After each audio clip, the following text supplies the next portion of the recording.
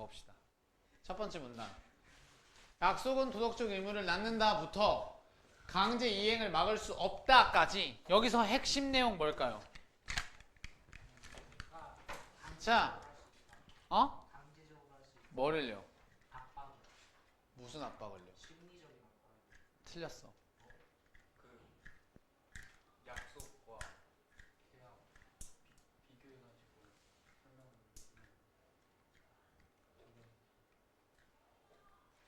정확하게 말해줘봐. 그러니까 그 약속은 도덕적으로 어기면은 도덕적인 문제랑 심리적 강제만 가하는데 계약 같은 경우는 그 이행을 하지 않으면 그 국가 개입도 있을 수 있고 더 많은 게 가해질 수 있다. 조금 의식하게 한번 얘기해봐. 있어 보이게.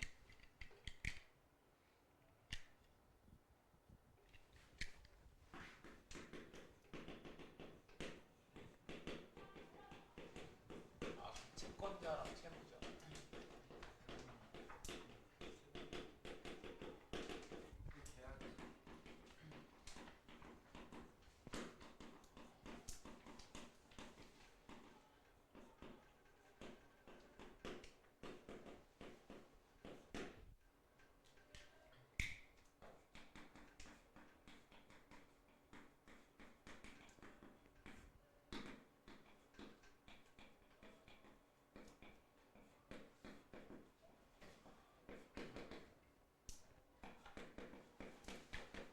뭐 길게 쓰면 이 정도, 짧게 쓰면 이 정도입니다.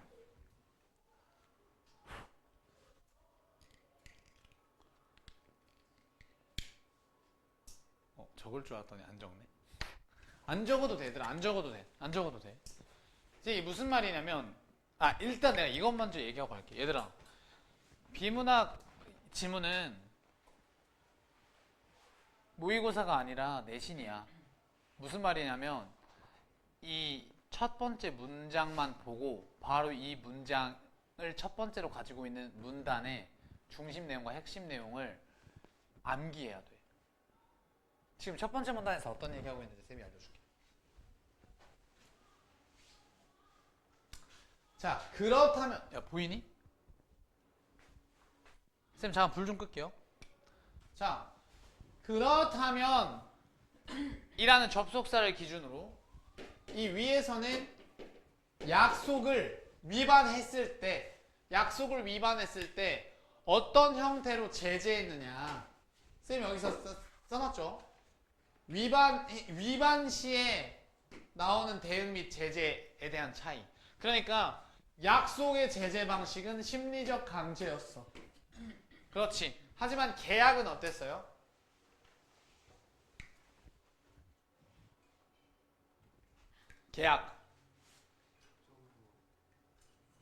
계약은 국가 공권력의 힘을 빌려 강제로 채무를 이행시키는 방법. 이게 바로 위반 시에 가해지는 제재의 차이입니다. 조금 더 디테일하게 가면, 야 좀 더운데 에어컨 좀 켜게.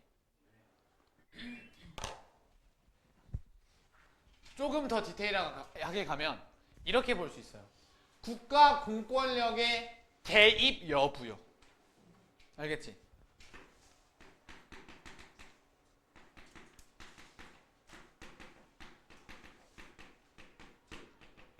이 국가 공권력이 개입하느냐 안 하느냐의 차이는 계약과 약속의 차이가 있습니다. 조금 더 여기서 또 디테일하게 가면 법적인 의무가 있느냐 없느냐 여부예요. 즉 법적 의무는 뭐라고? 채무라고 하죠. 오케이? 근데 여기에서는 그런 얘기를 디테일하게 하진 않을 건데요. 첫 번째 문단에서 여러분들 기억하셔야 되는 것은, 확실한 건 국가 공권력이 개입하는 여부가 계약과 약속으로 나뉘는데, 그 국가 공권력의 개입 여부는 어디에 해당되는 거냐면 위반 시에 발생하는 제재의 차이가 그 이름입니다. 알겠죠? 그런 거에 대한 얘기. 그리고 원칙에 대한 얘기가 있어요. 어떤 원칙이 있냐면, 이거는 꼭 기억해야 돼. 원칙은 채무자가 손해배상을 하더라도 강제 이행을 막을 수 없다가 정의예요. 이거 진짜 기억해야 돼. 원칙과 정의는 뭐냐면 손해배상을 하더라도 채무 이행은 무조건 해야 되는 거야. 알겠어? 왜냐면 쌤이 왜 이 얘기 강조하는 거야? 알잖아. 우리 다 봤으니까.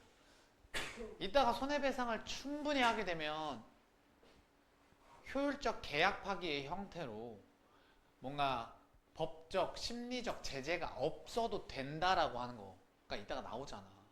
근데 그거는 그냥 묵시적 합의 이론에 근거한 견해이자 주장일 뿐이라는 걸 쌤이 말씀드리려고 하는 거야. 알겠어? 그렇게 해도 법적인 주장을 할 수도 있다.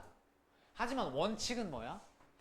손해배상을 하더라도 채무 이행을 해야 계약이 완료되는 겁니다. 이처럼 채무는 공권력에 의한 강제의 대상이 되는 법적 의무. 채무는 법적 의무라는 점에서 도덕적 의무와 다르다라고 이야기하고 있습니다. 그런데 항상 여러분들 조심해야 되는 게 두 번째 문단 그러나입니다. 그러나 이번에는 두 번째 문단에서는 야 쌤이 표 그려줬잖아. 이렇게 기억나니? 이런 식으로 표 그려줬던 거 기억나니?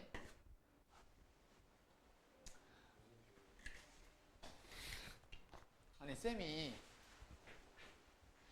약속을 어겼을 시에는 심리적으로 제재를 가하고 계약을 어겼을 시에는 공권력을 개입해야 한다라는 차이가 있다고 했잖아. 그런데 계약을 위반했을 때 심리적 제재가 없냐고. 있겠죠가 아니라 있죠. 어떻게 있어요? 무언의 압박이 아니라 내가 규민이한테 돈을 빌렸어. 1,000만 빌렸어. 근데 내가 안 갚았어. 그럼 용규는 선생님에 대해서 어떻게 생각할까? 단순 그 정도는 안 끝나지. 개 병신 장애인 새끼. 그치 지효야? 아니 29세 김성민이 17세 김규민에게 돈을 빌렸는데 아니 그냥 we are fucking best friend야. 만약에 우리가 진짜 베스트 프렌드인데 내가 진짜 죽고 못 사는 친구인데 내가 규민한테 1,000만 원을 빌리고 안 갚았어. 어때요? 찌질한 게 아니라고. 그냥 병신 오브 병신이라고. 욕 먹어 안 먹어? 그지? 심리적 제재 있어 없어? 내가 그냥 단순히 야 규민아 우리 내일 오후 2시 롯데리아 앞에서 만나자 했는데 안 나왔어. 이게 나빠? 규민아 내가 진짜 우리 엄마가 아파서 그런데 진짜 100만 원 빌려주라. 내가 병역이 없어서 그래 하고 빌려고 내가 그 100만 원을 안 갚았어. 후자가 더 나쁘지. 그러니까 어쩌면 계약 위반에 대한 심리적 제재가 더 크단 말이야.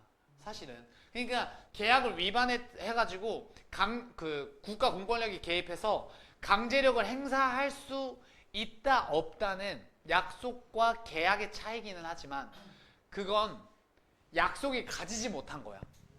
근데 계약은 난 둘 다 가질 수 있는 거죠. 강제력과 심리적 제재 둘 다 가질 수 있는 거지. 맞아요? 맞아? 오케이. 그래서 두 번째 문단에서는 그 얘기예요. 단순히 도덕적 비난에 의한 심리적 강제만 약속만 그걸 가고 있는 게 아니라 채무 이행도 도덕적 의무에 포함이 돼서 그 돈을 갚지 않았을 때는 어떻게 한다고? 그렇죠. 도덕적인 비난, 뭐 심리적 강제 등을 당하게 됩니다. 오케이? 그 얘기를 두 번째 문단에서 하는 거고요. 세 번째, 우리나라의 입법 태도와는 달리. 자, 이제 새로운 개념을 여기서 말하게 됩니다. 야, 그런데 위에서 쭉 말했던 기존의 우리 민법의 입법 태도와는 다르게. 그러면 기존의 입법 태도는 뭐였어요? 네가 아무리 손해배상을 충분히 하더라도 무조건 채무는 이행을 해야 돼. 그러니까 우리 기존 민법이 가지고 있는 입법 태도였어. 그런데 계약 내용대로 이행하지 않더라도 이건 무슨 말이야? 채무 이행을 안 하더라도 채권자가 입게 될 손해를 충분히 배상하면 이건 효율적으로 계약 파기에 해당한다고. 이거 쌤이 뭐 어떻게 설명했었어? 내가 분명히 다 설명했잖아 얘들아. 지금 내가 이거 일일이 설명할 때가 아니야. 이게 뭐야?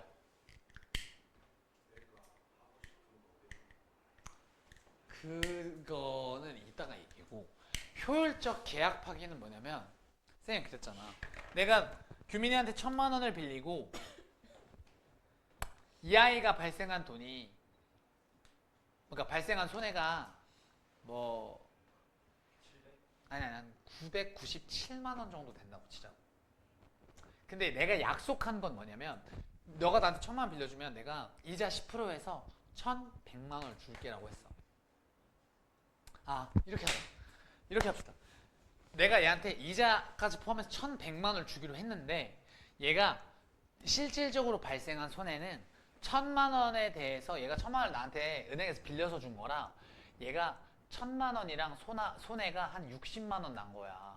그래서 나는 원래 1,100만 원을 주기로 했는데 얘한테 1,060만 원을 주면서 손해배상만 충분히 했어. 그러니까 나는 약속된 대로 이행은 못했지만 내가 그 얘한테 발생한 손해는 내가 충분히 배상을 해줬어. 오케이? 이해됐어? 그러면 계약 이행은 아니지만, 계약 이행은 못 시켜서 계약 완료는, 정당한 계약 완료는 아니지만 얘도 만족하고 나도 만족했기 때문에 이건 그냥 우리 효율적으로 계약을 파기시키자. 없던 계약으로 만들자. 오케이? 이게 효율적 계약 파기야. 오케이? 근데 이렇게 효율적으로 계약을 파기할 수 있는 건 어떤 이론에 근거했던 거야? 너 몰라? 너 이거 몰라? 아니요. 어떤 이론에 근거한 거야? 야, 너 자신 있다며.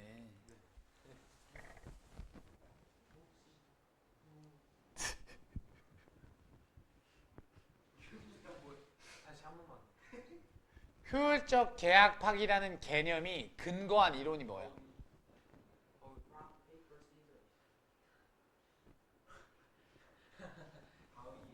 어, 80점 멀어져 간다. 뭐 주먹으로 깐다고 나? 아니요.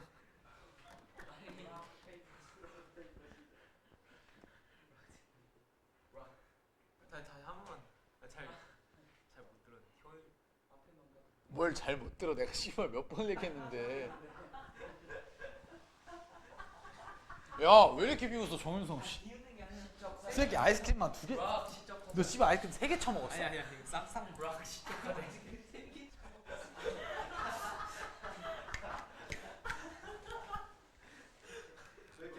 브락 시적하자. 뭐라고? 아 얘네 때문에 집중이 안 돼요.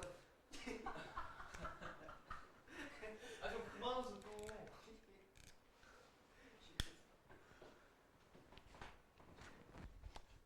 효율적 계약 파기가 근거하고 있는 이론이 뭐야?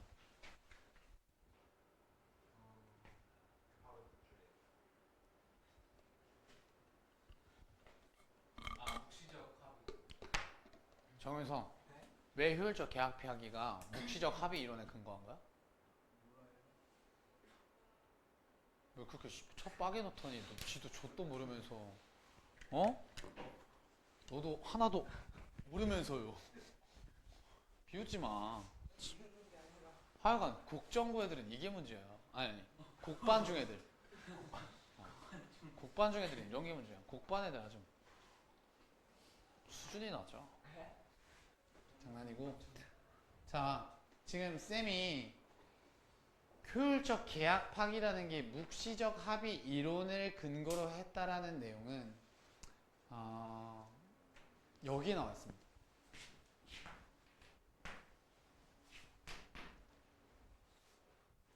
묵시적 합의도 계약 내용이 일부가 될 수 있는 거야. 그러면 잠깐만 얘들아 쌤 봐. 묵시적이랑 반대말은 그럼 뭐야? 명시적. 그렇죠. 자 봐봐. 그럼 명시적이라는 뜻이 뭐야? 명시가 명시가 그러니까 뭐냐고. 글 써있는 계약서에 기재된 거야. 계약서에 기재된 내용만 계약 내용이 아니라 계약서에 기재되지 않았어도 그냥 예를 들면 쌤이 이렇게 설명해 주는 거지. 잘 봐. 여러분들이랑 저랑은 계약 관계예요. 어떤 계약 관계죠? 여러분들은 월에 학원비 25만 원을 내고 일주일에 한 번 3시간 수업을 교육 서비스를 받기로 계약되어 있어요. 맞죠? 그러면 선생님은 일요일날 오후 4시부터 7시에는 때려 죽어도 여기 와서 여러분들을 위한 교육 서비스를 제공해야 됩니다. 그게 내가 여러분들한테 제공해야 되는 채무고요. 여러분들은 요구할 권리가 있으니까 그게 채권이죠. 오케이? 이해됐어? 근데 자 봐봐. 우리가 계약서에 쓰지 않은 내용이 있어. 예를 들면 선생님은 여러분들의 시험 성적 향상을 위해서 최선을 다한다. 이런 계약서 썼나요? 쓰지 않았죠. 하지만 우리는 말하지 않았지만 묵시적으로 합의했지. 오케이? 자, 그러니까 이 내용은 뭐냐면 계약서 기재와 같이 명시적인 방법이 아니라 묵시적 합의도 계약 내용이 될 수 있다면, 그렇다면 잘 봐. 그렇다면 효율적 계약 파기도 가능해야 돼. 만약에 효율적 계약 파기라는 말에는 무슨 말이냐면 우리 계약 내용에는 손해배상을 충분히 하면 계약 없던 걸로 하자라는 말을 계약에 안 써놨어. 이해됐어? 계약서에 그런 말을 써놓은 적이 없다고. 그런데 만약에 묵시적 합의 이론이라는 게 인정된다면 얘는 만약에 이 묵시적 합의 이론이 인정되는 상황이라면 채무자인 나는 뭐 할 수 있어? 정답. 선택 가능성이 생기죠.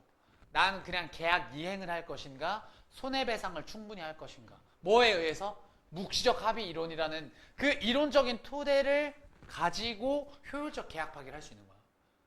이해했어, 윤성이? 다시 한번 얘기해봐. 왜 효율적 계약 파기가 묵시적 합의 이론에 근거한 거야? 설명할 수 없으면 너 모르는 거야, 윤성아. 선생님이 30초 줄 테니까 한번 정리해봐.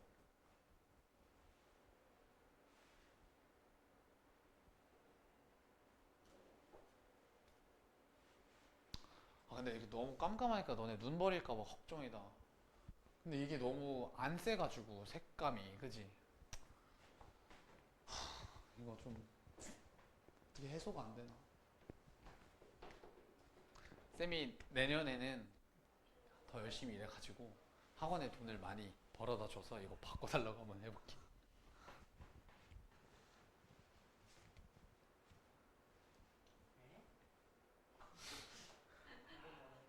자, 근데 잠깐 봐봐, 얘들아. 여러분들도 지금 딱 나한테 설명할 거 생각하고 있지? 내가 갑자기 지우한테 물어볼 수도 있어. 설명할 수 있어, 지우? 그러니까 얘들아, 지금 제가 왜 엥 이러냐면 고민 없이 선생님 수업만 그냥 너희들이 듣기만 하면 너희들이 다시 한번 내뱉으려고 할 때 소화가 안 될 수 있으니까 읽어봐. 나라면 어떻게 대답할지, 왜 묵시적 합의 이론이 효율적 계약 파기에 근거가 되는지, 왜 토대가 됐는지 한번 고민해보세요. 동현, 준비됐어? 용규, 준비됐어?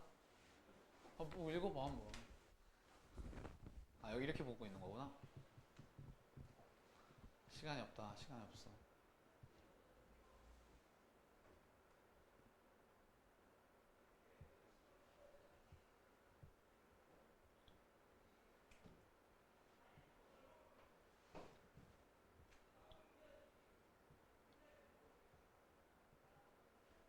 자, 윤성아, 설명 좀 해볼까? 계약이 영지적인 방법뿐 아니라 묵시적인 방법도 묵시적인 방법으로도 정해질 수 있으니까 이게 꼭 명시하지 않아도 계약 내용이 될 수 있다는 것을 해석할 수 있다. 그래서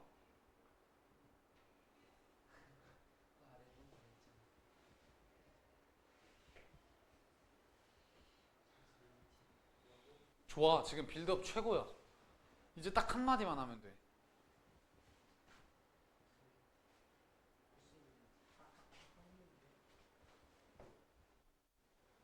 얘들아, 이거 여러분들도 이게 메인 띠임이 될 겁니다. 이게 진짜 이걸 이해했느냐 못했느냐가 이 지문을 제대로 이해했느냐 안 했느냐로 결정되기 때문에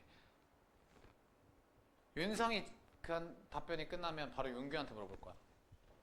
용규도 대답 못하면 규민이한테 물어보고, 규민이 대답 못하면 지효 대답 못하면 민지 다음 현석이 다음 용하.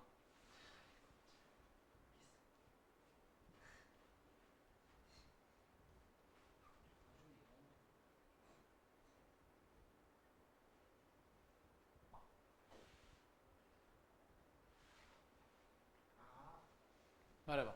그러니까 이 채권자가 음. 가장 낮은 대가를 요구하는 채무자와 계약을 했을 테니까 이것은 아니야, 틀렸어. 그렇게 가면 안 맞아, 말이.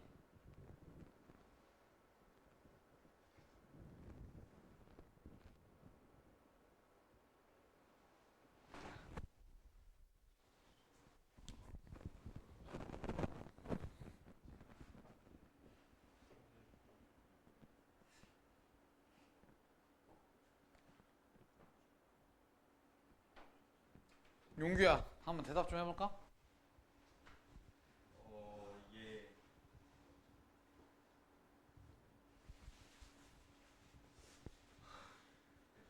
채무자가 이제 채권자 사이에 계약을 할 때 효율적 계약 파기라는 내용이 계약서에 명시되어 있지 않아. 정답. 끝입니다. 이게 끝이야. 지금 봐봐. 우리 윤성이가 한 말이 뭐야? 계약서에 기재되지 않은 것도 계약 내용으로 인정받을 수 있는 게 묵시적 합의 이론인데요. 채권자와 채무자가 충분한 손해배상이 되면 효율적 계약 파기가 가능하다는 것을 계약서 내용에 기재하지 않았어도 묵시적 합의 이론이 만약에 뭐 이렇게 근거가 된다면 충분한 손해배상을 통해서 효율적 계약 파기가 가능하다. 이게 계약서상 명시되어 있지 않지만 묵시적 합의 이론에 의해서 말 없이 계약서 기재 없이 합의된 내용이라는 거야. 이해됐어? 다시. 묵시적 합의에 의해서 계약 내용이 된 게 뭐라고? 효율적 계약 파기. 이해됐어? 야, 우리가 계약서 쓸 때 있잖아. 우리가 계약서 쓸 때 이거 쓰지 않잖아. 너 만약에 1,100만 원 못 갚으면 충분히 손해배상하면 내가 그냥 없던 일로 해줄게 라고 계약서에 쓰지 않는다고. 왜냐? 그 계약서에는 채권 채무자가 돈 빌릴 때 우리는 어떤 내용만 다뤄야 되냐면 야 성민아 나 너한테 1,000만 원 빌려줄 테니까 대신 이자 10%는 줘야 돼. 그럼 빌리는 입장에서 오 알겠어 급하니까 이자 10%를 주어서라도 돈을 빌렸겠지. 거기에 어떤 바보가 그 채권자가 어떤 바보 채권자가 자기한테 불리할 수도 있는 대신 못 갚을 경우에는 충분히 손해배상하면 없던 계약으로 쳐주겠음 이라고 누가 쓰겠어? 어떤 채권자가 바보야? 자기 채권자가 바보야? 그런 거 쓰지 않겠지. 대신 묵시적으로 우린 합의한 거야. 알겠지? 어떻게? 그래도 너가 충분히 배상만 한다면 그렇다면 우리는 어떻게 한다고? 그냥 효율적 계약 파기로 계약 없던 걸로 해주겠다. 윤성 이해됐어? 오케이? 근데 만약에 A가 B한테 1,000만 원을 빌려줬는데 B가 너무 안 갚아서 이자가 2천이 이자 포함해서 원금 플러스 이자 약간 2천이 쌓였어요. 근데 그럼 효율적 합의 이론은 저거 묵시적 합의 이론에 근거하면은 A는 B한테 준 1,000만 원밖에 손해를 안 본 거니까 B가 만약에 A한테 1,000만 원을 주면 그게 어떻게 되는 거예요? 아니 원금을 해야지. 그러니까 원금 1,000만 원 주면 이자 플러스 원금이 2천은 쌓여 있었는데 만약에 B가 너무 안 좋아 그냥 효율적 계약하기 할래 하고 1,000 주면은 그냥 손해배상하는 거 끝이니까 끝인 거예요. 이자 처리 나가면. 근데 쌤이 보기엔 이제 그거는 우리 지문에 안 나타나 있는 좀 디테일한 부분, 그러니까 좀 더 딥하게 들어가는 부분인데 이제 이게 참 법리적으로 해석이 애매한 게 충분한 손해배상이라는 말을 누구 입장에서 하느냐? 채권자 그럼 채권자 입장에서 충분해야지.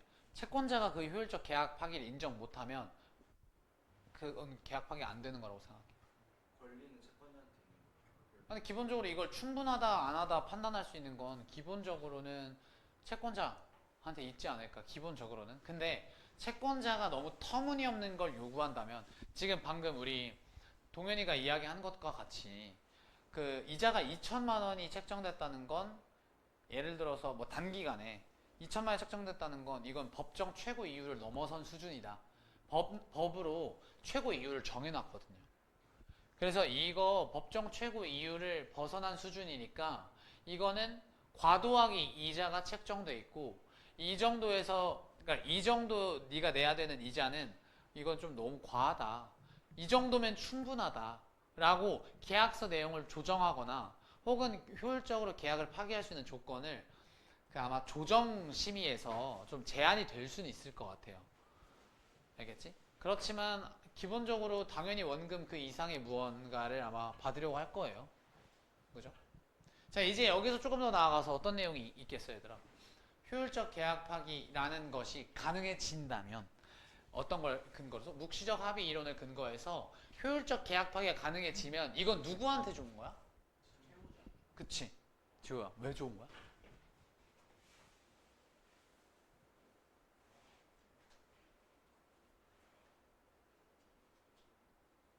왜 좋아?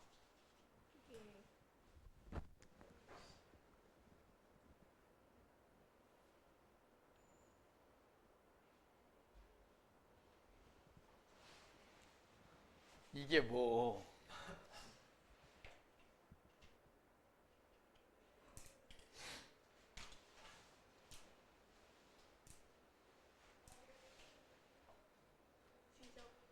어?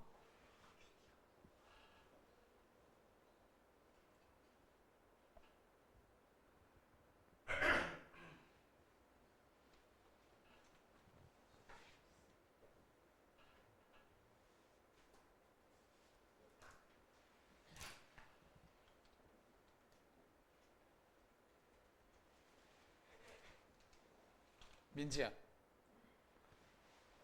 효율적 계약 파기가 허용이 되면 왜 채무자한테 좋은 거야? 그렇지. 그러면 단순 선택의 폭이 넓어지는 게 왜 좋은 거예요? 그렇죠. 들었어? 들었어? 그러면 채권자는 좀 짜증나지 않을까? 왜 채무자한테만 이렇게 좋은 걸 시켜줘? 그래 안 그래?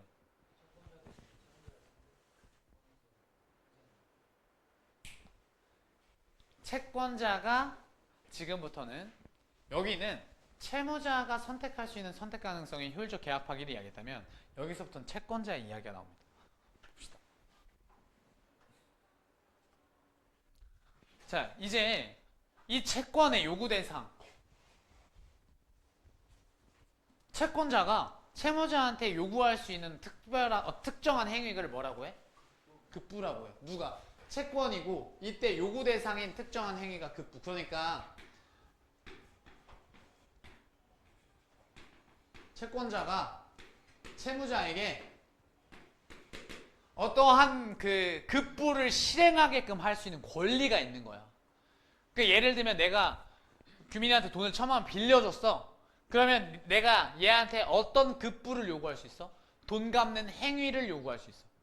1,000만 원 갚아라 라는 행위를 너한테 요구할 수 있어. 맞지? 그렇게 그 급부를 실행하라고 말할 수 있는 권리가 채권인 거야. 오케이? 자, 가볼게요. 그렇다면 이 급부는 행위가 하나만 있을까요? 아니면 여러 가지 있을까요? 그쵸? 하나의 채무에 급부가 한 개 있을까? 여러 가지가 있을까? 여러 가지가 있어요. 내가 요구할 수 있는 급부가 여러 가지가 있다고, 너한테. 그러니까 첫 번째, 주된 급부에 대한 설명이 있습니다. 그리고 두 번째는 부수적 급부라는 설명이 있어요. 어떻게 얘기하는 거냐면, 내가 얘한테 쌤이 너네한테 이거 설명할 때 이상민 얘기 해줬나? 그때 부수적 급부 의무가 뭐였어? 그 부수적으로 채권자가 이상민한테 요구했던 급부가 뭐였어요? 한 달에 한 번 연락 꼭 해라. 오케이? 이게 부수적 급부였다고. 돈을 조금 이자를 좀 못 받더라도 그래도 연락을 꾸준히 잘 돼야 좀 뭐라 해야 되지? 원활하게 소통이 돼야 언젠가 내가 돈을 받을 수 있다라는 거를 알 수 있잖아. 그러니까 나를 안정시켜주기 위해서 연락을 좀 해줘라. 근데 이게 주된 급부인가요? 부수적인 연락 급부는 연락을 해줘야 되는 행위는 부수적 급부겠지. 그럼 주된 급부는 뭐야? 그렇지. 그게 주된 급부예요. 이자와 원금을 갚는 게 주된 급부예요. 오케이? 이해됐죠? 자, 그래서 여기는 전자제품 매매 계약을 통해서 뭘 얘기했냐면, 자, 먼저 이것 좀 얘기해 볼게. 이 전자제품 매매 계약서에서는 계약서 기재와 같은 명시적 합의도 있지만 묵시적 합의에 의해서도 발생할 수 있대요. 오케이? 모든 급부 의무가요. 근데 특히 부수적 급부 의무라는 것은 사회 통념에 의해서 인정된다고 했어.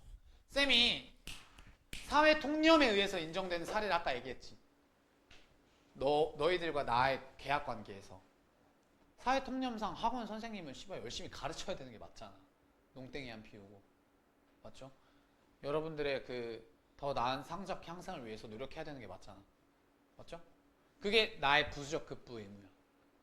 인정? 근데 기재되어 있는 건 뭐야? 배송 의무. 즉 내가 돈을 주고 전자제품을 사기로 계약을 맺었어. 그럼 얘가 와야 되잖아. 내가 인터넷으로 쿠팡으로 노트북을 샀어. 돈을 보냈어. 그러면 물건이 와야 돼, 안 와야 돼? 와야 되잖아. 우리가 쿠팡으로 돈을 먼저 결제를 했잖아. 이 배송품이 아직 안 왔음에도 불구하고. 우리 쿠팡 그렇게 하잖아, 다들. 그러니까 돈을 쿠팡에 내면 걔네가 보내줄 거라는 어떤 믿음이 있는 거잖아. 기반은 계약서예요. 너네 그 계약서가 이메일로 날라와. 모르겠지만 결제 계약서가 나름 이메일로 날라오거나 혹은 문자로든가 어떻게든 간단하게라도 계약서가 나와요. 오케이? 우리는 구매 계약을 그렇게 맺는 거야. 오케이? 이해됐어? 자, 근데 예를 들어 전자제품 중에 우리가 꼭 알아야 되는 게 있어요. 예를 들어 1시간 지나면 발열이 너무 심해가지고 대면 된다. 데인다. 이런 게 있어. 그럼 이거 설명해줘야 돼, 안 해줘야 돼? 해줘야 돼요. 해줘야죠. 근데 해줘야 돼. 근데 이게 설명을 안 해줬다고 해서 계약을 해지할 수 있느냐? 주된 급부 의무가 아니라서 계약 해제는 안 돼. 근데 뭔 할 수 있어? 그렇지. 부수적 급부 의무를 제대로 실행시키지 않았기 때문에 이건 손해배상을 청구할 수 있습니다. 이게 그 누구의 권리였어? 채권자의 권리였습니다. 그러니까 지금 그래서 가는 채무자의 권리에 대한 이야기를 했다면 나는 채권자의 권리에 대한 이야기를 하게 되는 거예요. 좀 넘어가면 디테일하게 볼게요.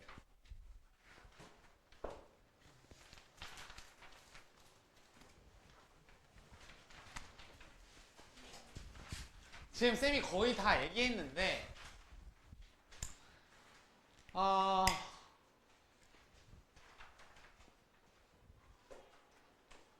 주된 급부 의무와 부수적 급부 의무가 원래 딱 2가지 정도로 그 급부 의무를 이야기하는 것이 2가지 정도가 있었는데 거기에 보호 의무라는 것도 급부에 포함된다고 보는 견해가 있기는 있대요. 이거 그래서 시험에 나왔죠. 예를 들어서 재산, 사생활, 건강 등의 이익 보호를 위한 필요한 행위도 급부에 포함된다라는 얘기가 여러분 문제 속에 나왔죠. 기억나지? 뭘로? 임대차 계약으로. 이따가 선생님 문제 풀어줄 텐데 임대차 계약이 뭐야, 민지야? 임대차 계약이 뭐야? 임대차 계약? 모기차? 모기차 계약? 임대차 계약. 안 풀어봤나요? 임대차 계약이 뭐였어?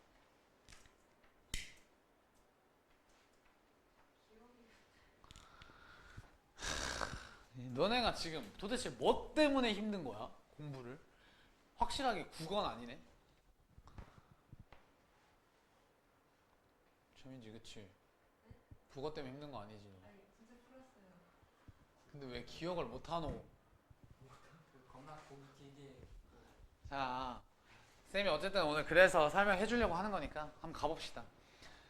일단 이 보호 의무는 재산, 이익 이런 걸 보호해 줘야 된다도 주된 급부 의무 외에 부수적 급부 의무 외에 보호 의무도 하나의 급부를 형성하는 데 포함이 된다라고 이야기하는 건데요. 어쨌든 이런 식으로 급부 의무를 성질에 따라서 분류하는 것은 누구를 위해서야? 채권자의 구제 수단인 거야. 채권자의 구제 수단인 거야. 그래서 이런 급부, 채무자의 급부를 이행하지 않음으로 인해서 본인이 입은 피해를 손해배상 청구권을 통해서 받을 수 있어요. 그런데 손해배상 청구권만으로는 채권자를 충분히 보호하기 어려워서요. 그래서 채권자도 이거 왜 어려워? Why? 왜 어려워요? 채권자도 채무자에게 반대급부를 이행하는 의무를 부담하는 경우가 있기 때문이야. 쌤이 이거 예시를 어떻게 들었어요? 계약금.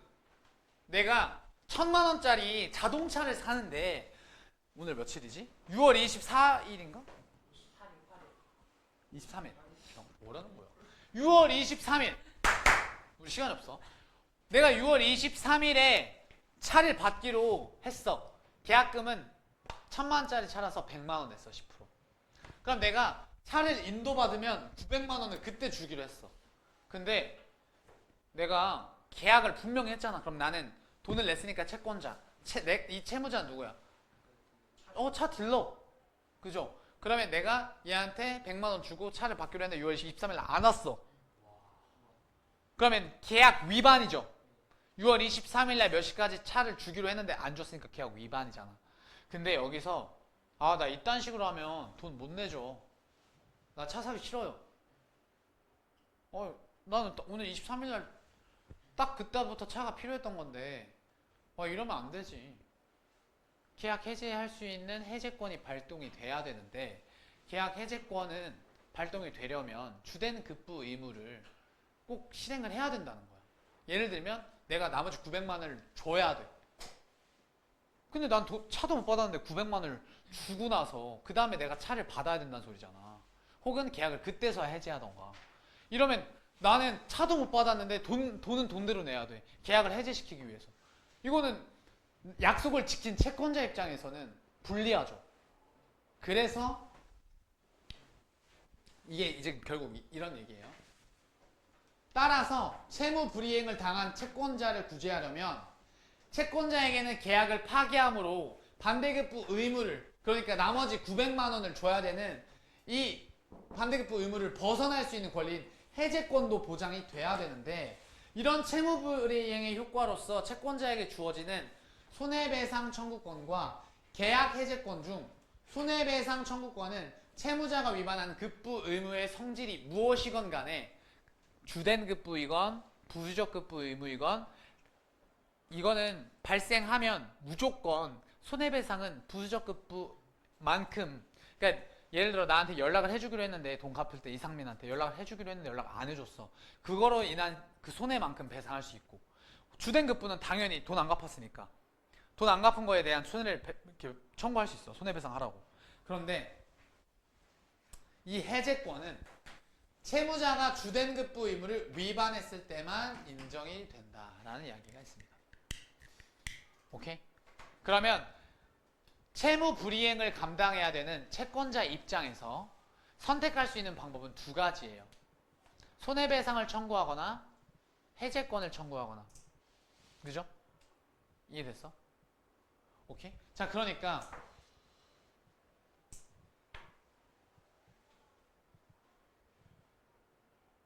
자, 여기 100만 갑이 을로부터 X 물건을 100만 원에 구입하기로 하는 매매 계약을 체결했는데 을이 X 물건을 넘겨줄 채무를 이행 안 했어. 그러면 을은 갑이 이 물건 대신 손해배상금을 받으려면 반대급부인 100만 원을 을에게 지급을 해야 돼. 그래서 이런 채무 불이행을 당한 채권자를 구제하려면 이러한 계약 해제권이 보장이 돼야 돼. 이런 식으로 주된 급부 의무를 성실하게 하지 않은 경우, 예를 들어 쌤이 내가 계약금 100만 원을 주고 자동차를 사기로 했는데 주된 급부 의무인 자동차가 안 왔어. 그러면 나를 어떻게 보호할 수 있어요? 계약을 해지할 수 있어요. 원래 같았으면 어떻게 써야 돼? 내가 나머지 900만 원을 줘서 그 다음에 계약을 해지할 수 있었었는데 그게 아니라 이 계약 해지권은 내가 돈을 반대급부 의무를 시행하지 않아도 나머지 900만 원을 주지 않아도 계약 해지권을 통해서 이 계약을 파기시킬 수가 있는 거예요. 오케이? 만약에 상대가 주된 급부 의무를 위반했기 때문입니다. 근데 다만 주된 급부 의무가 아니라 부수적 급부 의무를 위반했을 경우에는 그건 계약을 해지할 수 있는 이유가 되진 않고, 오케이? 단순히 손해배상을 청구할 수 있는 권리만 보장이 되는 겁니다. 이해됐니? 민지? 이해됐어?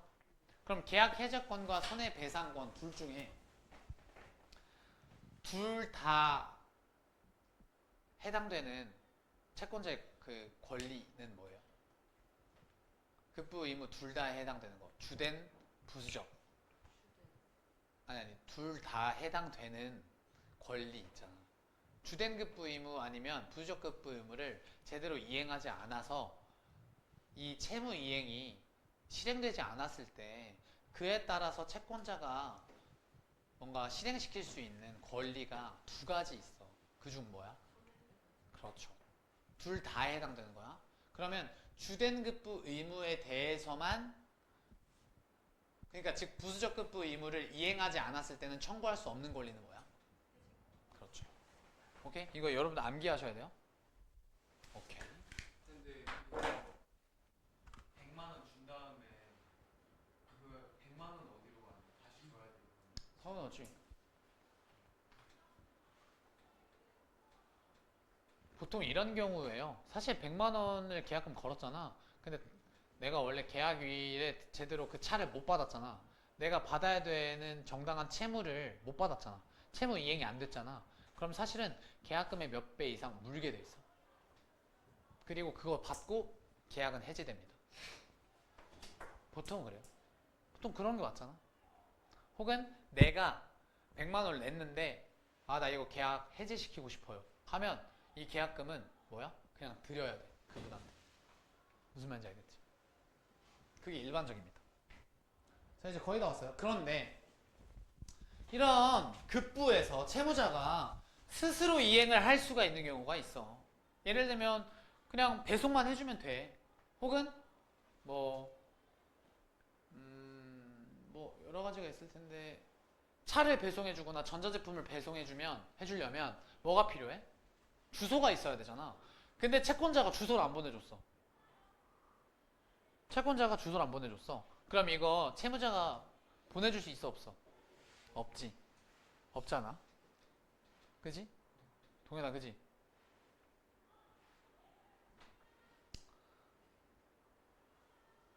이런 걸 뭐라고 해? 채권자에 의해서 채무 이행이 늦어지는 경우를 채권자 지체라고 합니다. 근데 이게 잠깐 잘 봐봐. 이게 그러면 채권자의 실수로 인해서, 즉 채권자가 채무자에게 채무를 이행할 수 있도록 협력해야 되는 의무를 협력 의무라고 하는데, 선생님 불 좀 켤게요. 이러한 협력 의무를 위반했어. 즉 부수적 의무를 위반했어. 계약 해지할 수 있나요, 없나요? 없죠. 없죠. 그럼 계약 해지할 수 있어, 없어? 그치. 계약 해지 못하니까 채권자 지체에 의해서 계약이 채무가 제대로 이행되지 않았을 경우에는 오히려 채무자가 채권자한테 그 손해배상을 물 수 있어요. 하지만 계약을 해지시킬 수는 없습니다. 오케이? 이해됐죠?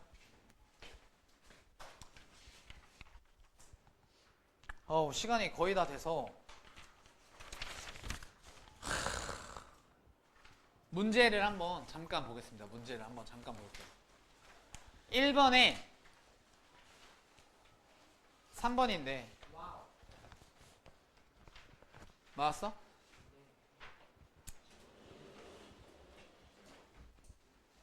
볼까 한번? 안 풀어왔죠? 당연하죠?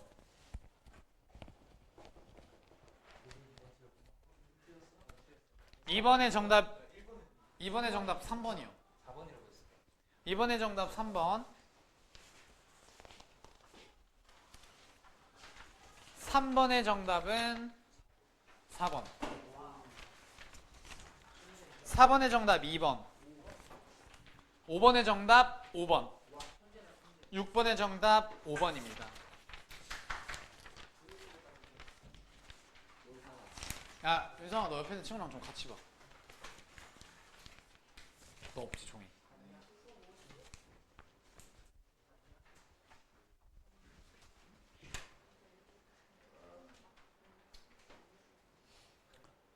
자, 1번.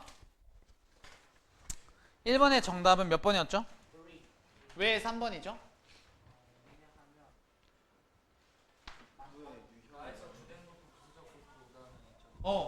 그쵸. 국부의 유형을 주된 급부와 부수적 급부로 나누고 그 유형별의 차이점 뭐였죠? 주된 부분은 채무 그러니까 손해배상할지 해지권 할지. 그렇지. 그렇게 가야 돼. 윤성이처럼 그렇게 가야 돼. 자, 틀린 사람 1번. 난 이렇게 했는데 이거 모르겠어요. 나 이거 틀렸는데 나 이렇게 말했는데 나 모르겠어요. 없으면 넘어갈게요. 시간이 없어서. 뭐야 이거. 자, 2번. 2번의 정답 뭐였죠? 2번의 정답 왜 3번이지? 그 위반이 아니면 이행이에요. 위행이랑 위반이랑 달라요. 이행하지 않는 게 이행이지. 자, 한번 읽어볼까? 묵시적 합의 이론에 의하면 채무자가 계약대로 이행하지 않는 행위는 계약 위반에 해당하지만 손해배상을 충분히 함으로써 정당하단다. 저희 위반이 아니에요. 저기가 계약 계약 준수에 준수. 해당하고 정당하고. 아니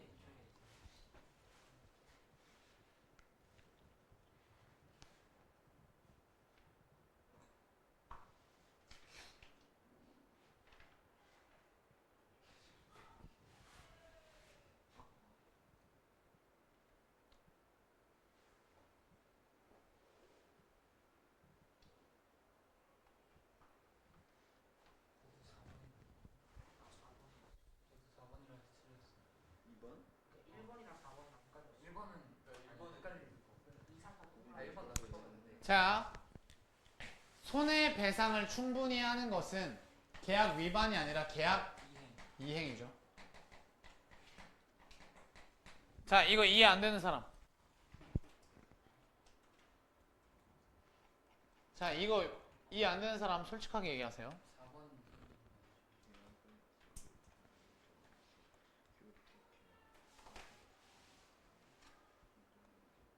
계약을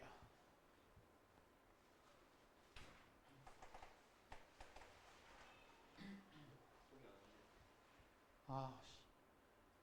4번은 정당성은 약간 사회 그런 것 때문에 그래야 자, 4번. 계약을 약속의 일정으로 인정하면서 효율적 계약 파기의 도덕적 정당성이 인정된다고 보려면 채권자는 가장 낮은 대가를 요구하는 채무자와 계약을 한 것임을 전제해야 합니다.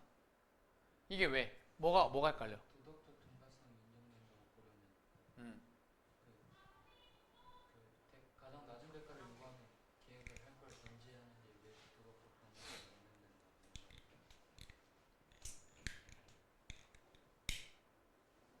자, 효율적 계약 파기의 도덕적 정당성이 인정된다고 보려면, 즉 이 말은 다른 말로 뭐야?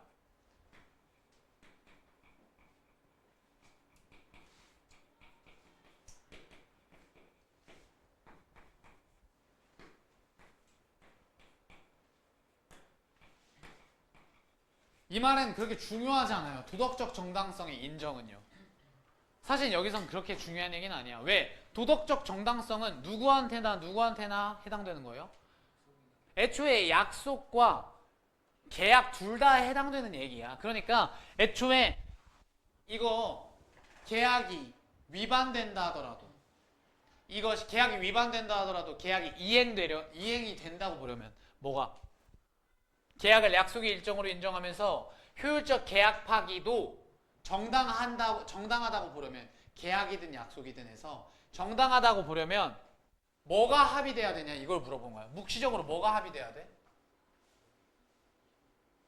효율적 계약 파기라는 개념을 묵시적으로 합의해야 돼. 그럼 동시에 그건 무슨 말이야? 묵시적 합의 이론에 의해서 효율적 계약 파기를 계약서에 기재하진 않았지만 이걸 인정한다라는 말은 아니지. 묵시적 합의 이론에 의해서 효율적 계약 파기라는 개념을 인정한다라는 말은 뭘 또한 인정하는 거야? 묵시적 계약 파기를 통해서 채권자가 그러니까 채권자에게 채무자가 손해배상 청구와 계약 이행, 채무 이행 둘 중에 뭐가 더 유리한지 고민하고 결정할 수 있다라는 걸 인정하는 거야. 묵시적으로. 이해됐어? 그러니까 저기에서 계약을 약속의 일종으로 인정하면서 효율적 계약 파기의 도덕적 정당성이 인정된다고 보려면 이 말은 그냥 계약도 하나의 약속이고 어쨌든 이 계약이라는 것이 성립이 되는 데 있어서 계약 위반이 아니라 계약 이행으로 볼 때 이것을 효율적 계약 파기에 의한 계약 이행도 계약 위반이 아닌 계약 이행으로 본다면이랑 같은 말이야. 앞에 말은. 알겠어? 효율적 계약 파기가 계약 위반이 아닌 계약 이행으로 보려면 이란 말이야. 그러려면 채권자는 가장 낮은 대가를 요구하는 채무자와 계약을 할 것임을 전제해야 된다. 맞는 말이죠. 왜냐?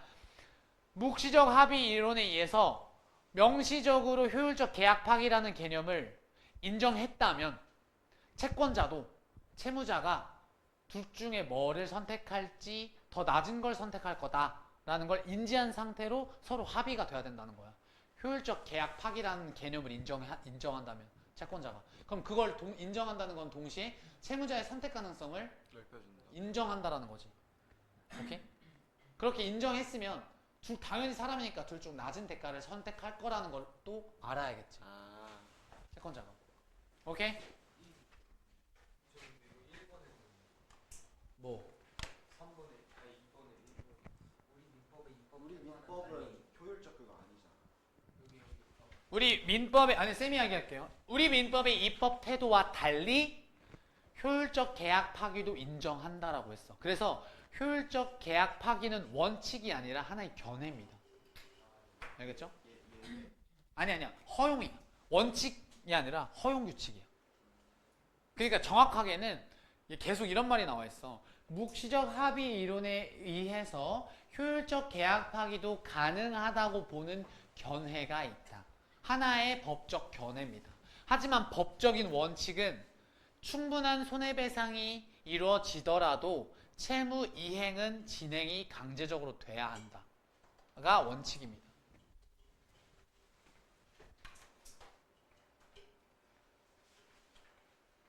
채권자 지체에 대한 간단한 설명. 채권자 지체 이거 답이 몇 번이죠? 4번. 채무 불이행이 발생할 경우 누구한테 주어지는 거예요? 그쵸. 채무자에게 구해주는 구제수단이죠. 그러니까 굳이 따지면 채무 불이행이 발생한 건 채권자에게 줄 수 있는 권리인 거지. 근데 여기에서 채권자가 본인이 해야 되는 협력 의무라는 급부를 이 부수적 급부를 제대로 해결해내지 못하면 이 거래 상대자인 이 채무자가 하지 마라. 거래 상대자인 채무자가 채권자에게 뭔가 손해배상을 청구할 수 있는 권리가 되는 거지. 그러니까 굳이 따지면 채권자한테 주어지는 구제수단은 아니고요. 굳이 따지면 채권자에게 주어지는 구제수단은 뭐가 있어요? 손해배상권과 계약해제권.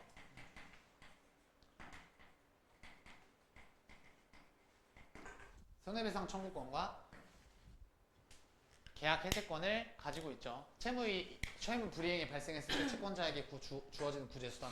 근데 채권자 지체는 아예 관련 없는 내용입니다. 3번 틀린 사람 질문하세요. 오, 많이들 맞았네. 4번 가볼게요. 4번.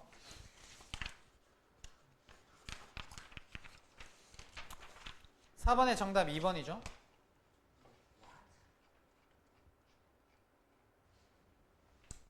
규민아 기억 좀 한번 읽어보자.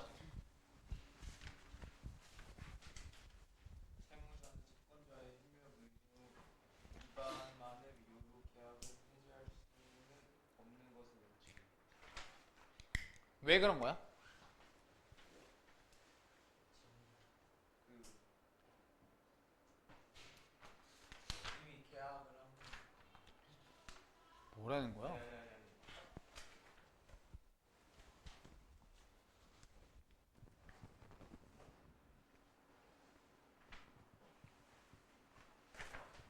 채권자 자체가 뭐예요? 그 채권자가 그 채무자한테 알려줘야 될 거예요. 안 알려주면 그걸 무슨 의무라고 해?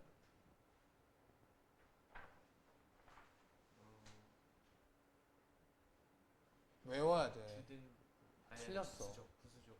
틀렸어. 협력 의무야. 그게 어디? 그냥 쌤 봐. 협력 의무는 어디에 해당돼? 주된급부와. 부수적. 그렇지. 근데 계약 해제권은 뭐가 위반돼야 돼? 그 주된 것도. 그렇지.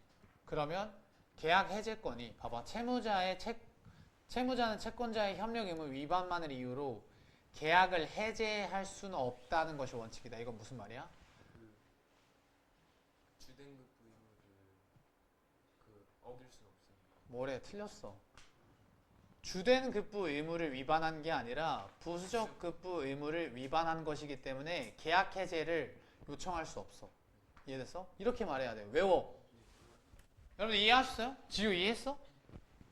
자, 그래서 4번.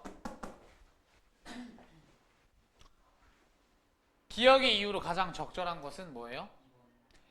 협력 의무가 법적 의무인 건 인정이 되지만 주된 급부가 아니기 때문이야. 맞아? 맞아? 네. 4번 틀린 사람. 몇 번이라고 했어? 5번이요.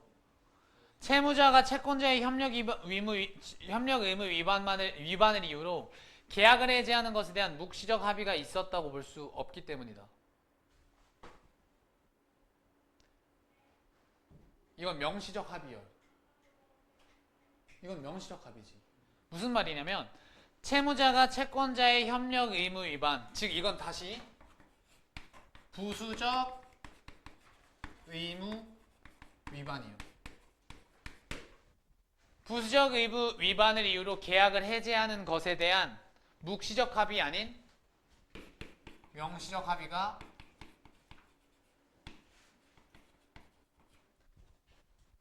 부수적 의무에 의한 계약 해제하는 것에 대한 명시적 합의가 없었다. 그게 맞습니다. 알겠지? 마지막. 자, 이거 5번 어려웠나요? No, easy. 5번. 5번의 정답이 왜 4번이죠? 5번 아니에요? 아, 5번이야? 왜 5번의 정답 5번이죠? 아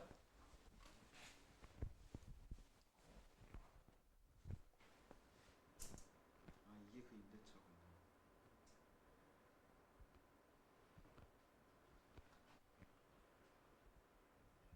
왜 5번이야, 얘들아?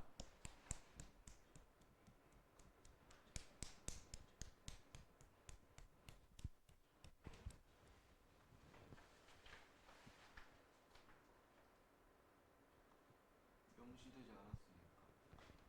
아, 적절하지 않은 거구나.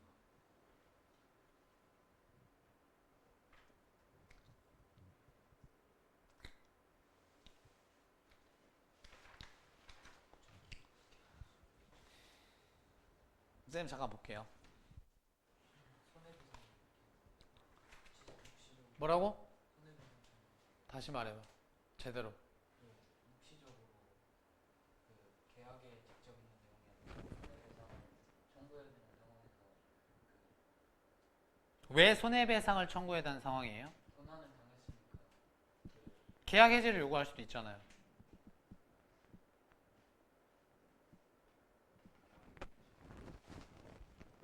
여기 나와 있네. 주된국부가 여기 안 적혀 있으면은 주된국부가 아니래요. 구체적인 내용이 포함된 경우에만 인정된다. 이러한 오류. 근원 방지 시설을 해줄 임대는 의무가 기재되지 않았으니까 그게 주된 급부가 아니겠지. 그게 부수적 급부이겠지. 자, 이거 쌤이 설명해 드릴게요. 시간이 없어서. 자, 여기 이러한 보호 의무는 임대차 계약의 구체적인 내용이 포함된 경우에만 인정이 됩니다. 그러면 포함되지 않은 경우에는요? 인정이 안 됩니까? 아예? 묵시적 합의에 의해서 인정이 되지만 묵시적 합의에서 인정된 그 의무는 무슨 의무예요? 부수적 급부 의무가 될 겁니다. 그래서 예를 들어서 임차인이 방범시설이 부실해서 임차인이 도난을 경한 경우에는 임차물이 주택인 경우와는 달리 호텔 객실이면 손해배상뿐만 아니라 해제도 할 수 있어. 그러면 손해배상은 할 수 있다. 뭐가? 임대차 계약에서. 목적물이 주택인 경우에 임대차 계약을 통해서 명시적으로 쓰지 않아도 부수적 급부 의무로 묵시적으로 보호해줘야 될 의무가 있긴 있다는 거야. 그러면 그거에 대해서 손해배상 할 수 있다 없다? 손해배상 할 수 있다 없다? 있다. 근데 여기서 임대인과 임차인 간의 묵시적 합의가 있었더라도 채무 불이행이 인정되지 않는다. 이게 무슨 말이냐면 묵시적 합의에 의한 부수적 급부 의무를 이행하지 않은 것도 채무의 한 종류입니다. 부수적 급부 의무도요. 그러니까 부수적 급부 의무를 이행하지 않으면 그것도 또한 채무 불이행이라는 카테고리에 들어가는 거야. 이해됐어? 확실해? 확실해요? 오케이.